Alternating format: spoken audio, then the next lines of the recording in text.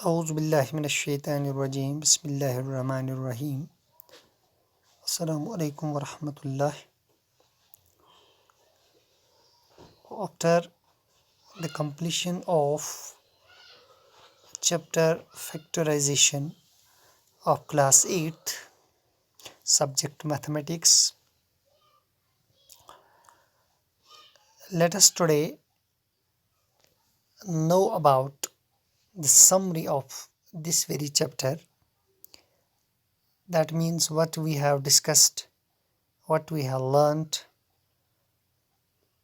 Let me share it with you. Okay.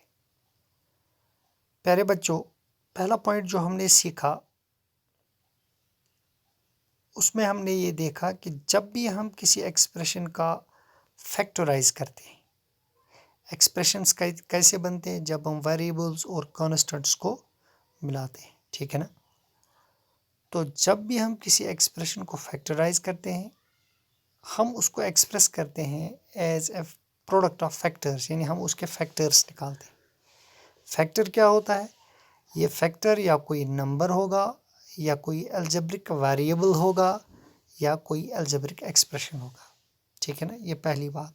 तो जब भी हम किसी अलजेब्रिक एक्सप्रेशन का फैक्टराइज करते हैं तो इसके हम फैक्टर्स निकालते हैं। ये पहला पॉइंट हमने सीखा। उसके बाद जब हम इस एक्सप्रेशन के फैक्टर्स निकालते हैं, मिसाल के तौर पर अगर हमारे पास 25 है, इसके फैक्टर्स होंगे 5 एंड 5। ओके, तो ये 5 जो है, इस 5 के फैक्टर्स होंगे 5 एंड 1। लेकिन 5 और 1 जो है, इनको हम फिर से फैक्टराइज नहीं कर सकते हैं। So those factors are called as irreducible factor. That means a factor which cannot be expressed further as a product of factors. Okay, ये दूसरा पॉइंट हमने सीखा, इररिड्यूसिबल फैक्टर। और उसके बाद मैंने आपको फैक्टराइजेशन के मेथड्स बताए। तो उसमें हमने जो पहला मेथड डिस्कस किया था, that was common factor method. Common factor method में हम क्या करते हैं? पहले हम देखते हैं कि हमारे पास जो कोई भी एक्सप्रेशन है, अलजेब्रिक एक्सप्रेशन है, पहले हम उसके टर्म्स लिखते हैं। एक टर्म है, अगर एक टर्म है तो मोनोमियल है, बाइनोमियल है, 2 टर्म्स है, ट्राइनोमियल है, 3 टर्म्स है, ठीक है ना, या पॉलिनोमियल है, मेनी टर्म्स। तो पहले हम हर एक्सप्रेशन की हर एक टर्म लिखते हैं। कॉमन फैक्टराइजेशन मेथड की मैं बात कर रहा हूँ, ये पहला स्टेप है। उसके बाद हम इन टर्म्स में जो अलग अलग टर्म्स हम लिखते हैं, उसके बाद इनमें हम कॉमन फैक्टर्स ढूंढते हैं, ठीक है ना। ये दूसरा स्टेप है। और उसके बाद जो रिमेनिंग फैक्टर्स होते हैं, इनको हम कंबाइन करते हैं। कंबाइन द रिमेनिंग फैक्टर्स, हर एक टर्म का, विद द डिस्ट्रीब्यूटिव लॉ जो मैंने आपको बताया था। तो पहला मेथड ऑफ कॉमन फैक्टर।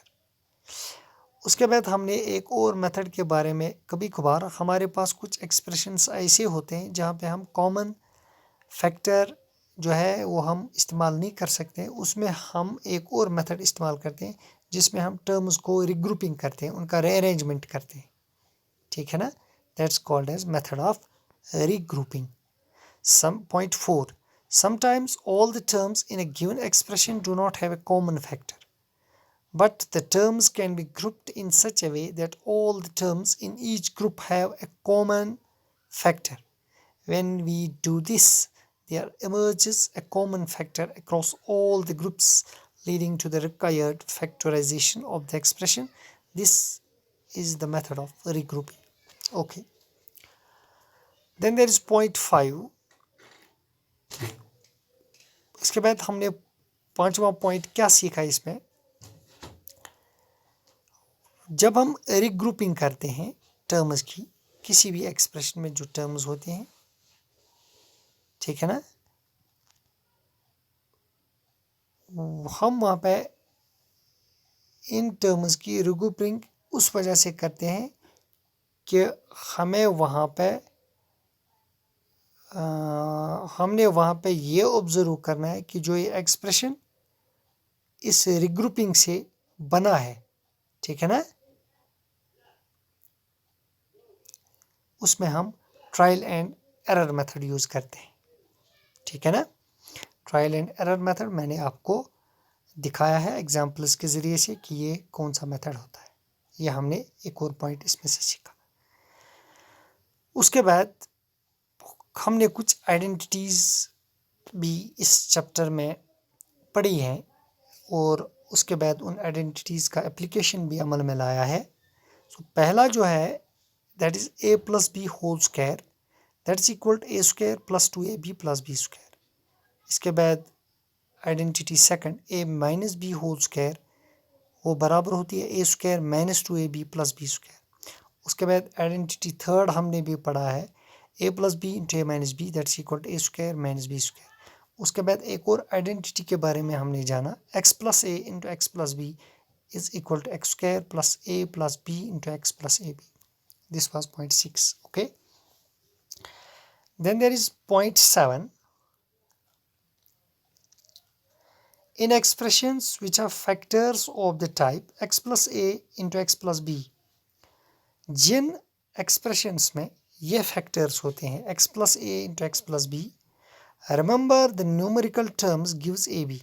जो numerical terms होती हैं, न्यूमेरिकल टर्म्स, फॉर एग्जांपल अगर a के बदले 5 होगा, b के बदले 3 होगा, these are numerical terms, they get multiplied, they become ab, that's 5 into 3, this 15. Okay,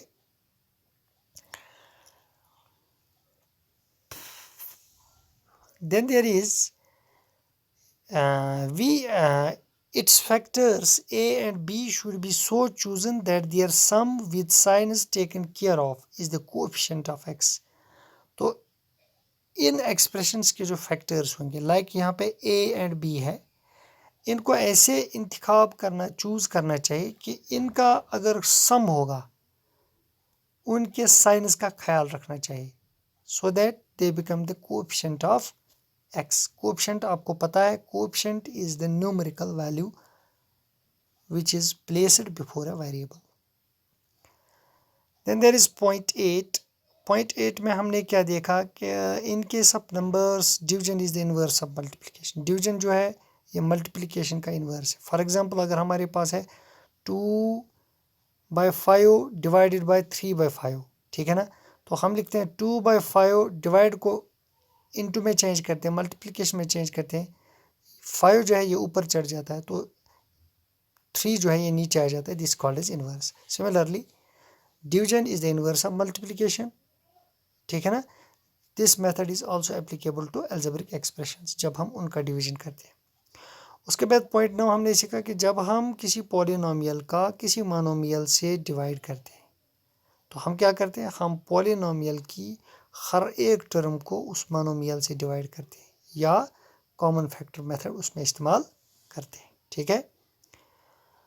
अगर अब पॉइंट नंबर 10 जो हमने सीखा, अगर एक पॉलिनोमियल हमारे पास है, इसका हम डिवाइड करते हैं पॉलिनोमियल से, यानी एक पॉलिनोमियल यानी वो एक्सप्रेशन होता है जिसमें 3 से ज़्यादा टर्म्स होती हैं, इसका हम 3 से ज़्यादा टर्म्स, इसका भी हम पॉलिनोमियल से ही डिवाइड करते हैं.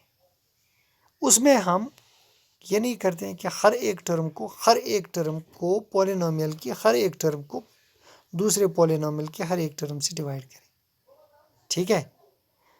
इंस्टेड हम क्या करते हैं, बजाय उसके हम क्या करते हैं, we factorize both the polynomials, हम उनके फैक्टर्स निकालते हैं और उसके बाद जो कॉमन टर्म्स होते हैं, कॉमन फैक्टर्स होते हैं, इनको कैंसिल करते हैं. ये भी मैंने आपको, यानी ये चीज़ें मैंने आपको ऑलरेडी दिखाई हैं क्वेश्चंस में, ये मैं पॉइंट्स की सूरत में आपको बता रहा हूँ कि हमने सीखा क्या है.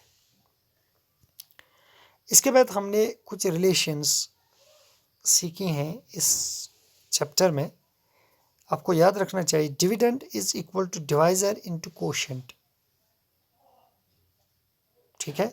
डिविडेंड किसको बोलते हैं, डिविडेंड बोलते हैं जिसको तकसीम किया जाए, डिवाइजर बोलते हैं जिससे तकसीम किया जाए. जैसे 25 है हमारे पास, इसको तकसीम करेंगे 5 से, तो 25 जो है दैट इज़ डिविडेंड, 5 जो है that is divisor.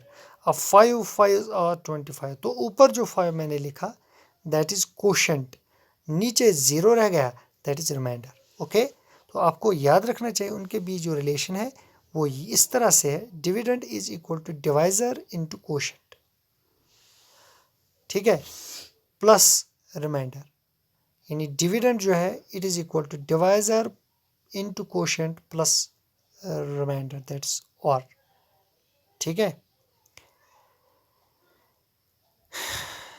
There are many errors students commonly make when solving algebraic exercises. You should avoid making such errors. तो उसके बाद अगर आपको याद होगा लास्ट एक्सरसाइज जो थी वहाँ पे कुछ एरर्स दिए गए थे, just like 4 into X minus 5 is equal to किसके बराबर होगा, ये 4x माइनस 4 5 20, 4 से पहले x को मल्टीप्लाई होगा दैट्स 4x माइनस 4 से 5 को मल्टीप्लाई दैट्स 20। बच्चे क्या लिखते हैं, बच्चे लिखते हैं 4 into X minus 5 is equal to 4x minus 5, तो माइनस 5 जो उन्होंने लिखा वहाँ पे एरर है।